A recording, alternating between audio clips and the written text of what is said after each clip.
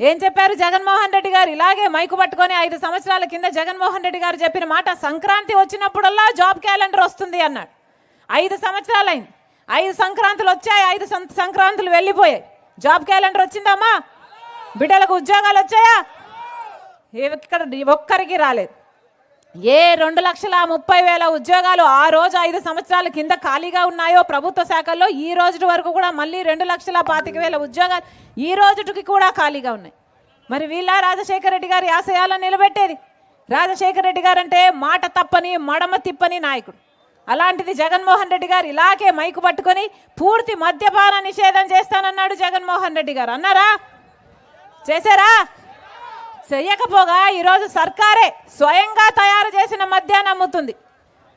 భూమట, capital అట, special status అట, DSC అట, వీళ్ళ నాసి రకం మందు తాగి మన రాష్ట్రంలో పక్క రాష్ట్రాల కంటే 25% మంది ప్రజలు ఎక్కువ చచ్చిపోతున్నారు. లివరు, కిడ్నీలు చెడిపోయి. వీళ్ళ రాజశేఖర రెడ్డి గారి ఆశయాలను నిలబెట్టేది? రాజశేఖర రెడ్డి గారు బీజేపీకి వ్యతిరేకి. బీజేపీ పార్టీ అంటే రాజశేఖర రెడ్డి గారు అసహించుకునేవాడు. ఎందుకంటే బీజేపీ పార్టీ ఒక మతతత్వ పార్టీ కాబట్టి. బీజేపీ పార్టీకి తెలిసిన రాజకీయం వల్ల మతం పేరుతో చిచ్చు పెట్టాలే, ఆ మంటలో వీళ్ళు చలిగాచుకోవాలి. ఇదే బీజేపీకి తెలిసిన రాజకీయం. బీజేపీకి తెలిసిన రాజకీయం ఒక మతాన్ని అవమానించాలి, ఇంకో మతాన్ని రెచ్చగొట్టాలి. ఇదే బీజేపీకి తెలిసిన రాజకీయం. వాళ్ళు చేసిన అభివృద్ధి చేసి చెప్పుకోవడానికి ఈరోజు ఏమీ లేదు బీజేపీ పార్టీ దగ్గర.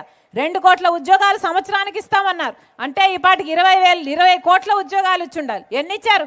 వాళ్ళు చేసిన అభివృద్ధి చెప్పుకోవడానికి లేదు. ఈరోజు మళ్ళీ మతం పేరు చెప్పి చిచ్చు పెట్టి ఓట్లు దండుకోవాలని చూస్తున్నాడు మోడీ గారు. పోనీ మన రాష్ట్రంలో ఏమైనా చేశారా అంటే, మన రాష్ట్రంలో ప్రత్యేక హోదా 10 సంవత్సరాల క్రితం ఇస్తానన్నాడు మోడీ గారు. ఇచ్చారా? వచ్చిందా అన్నా? ప్రత్యేక హోదా రాలేదు.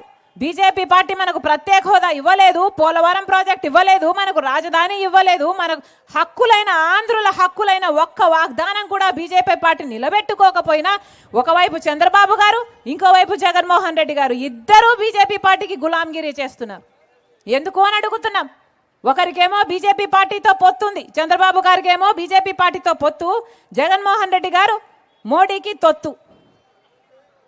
ఇదే జరుగుతుంది మన రాష్ట్రంలో. ఎందుకని? బీజేపీ పార్టీ మనకి ఏం చేసిందని పొత్తులు పెట్టుకోవాలి, తొత్తులు కావాలి. అందుకే చెప్తున్నా, ఒక్క కాంగ్రెస్ పార్టీ మాత్రమే మన బిడ్డలకు భవిష్యత్తు ఉండాలన్నా, మనకు ప్రత్యేక హోదా కావాలన్నా ఒక్క కాంగ్రెస్ పార్టీ వల్ల మాత్రమే ఇది సాధ్యమవుతుంది. మళ్ళీ చెప్తున్నా, ఒక్క రాహుల్ గాంధీ గారు మాత్రమే అధికారంలోకి వచ్చిన వెంటనే 10 సంవత్సరాల ప్రత్యేక హోదా ఇస్తామని చెప్పింది ఏకైక పార్టీ కాంగ్రెస్ పార్టీ. ప్రత్యేక హోదా రావాలి అంటే కాంగ్రెస్ పార్టీ అధికారంలోకి రావాలి.